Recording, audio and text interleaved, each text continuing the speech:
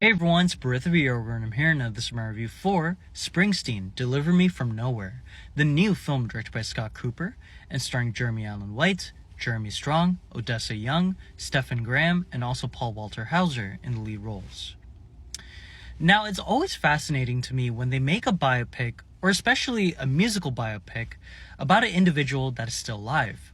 Is it going to cloud the judgment of the film that the person is giving insight into the movie, or does it give the film a little bit more authorization and a little bit more authenticity because the actual person is giving insight to the film's story and how the film should go?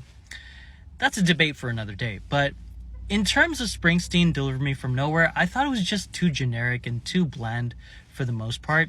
And I give it a 6.5 out of 10. It's not a bad movie whatsoever. It just follows the same kind of beats that you see in any kind of biopic in general. I feel like I was a little bit disappointed by the fact that the film only focused on a certain segment of Springsteen's career. I think he's a fantastic musician. He's one of the all-time greats, and he has a unique voice and a unique, presence on stage. But I just felt like I was a little bit more curious as to what was the person behind the music.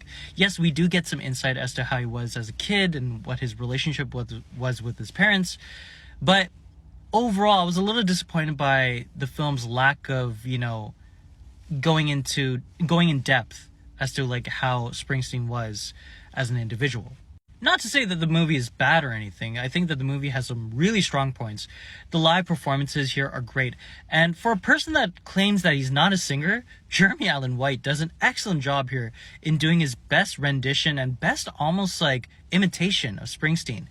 I don't think he looks like him. On the poster he kind of does, and in certain sequences in this movie he kind of looks like Springsteen, but overall he captures the presence of the boss. And I think that he delivers a very strong performance. Yes, he doesn't look like him, so it's a little bit detracting of the performance, but overall, he's fantastic. And I don't think he'll be nominated for an Academy Award for this role, but he certainly deserves a Golden Globe nomination, in my personal opinion. Jeremy Strong is great as usual.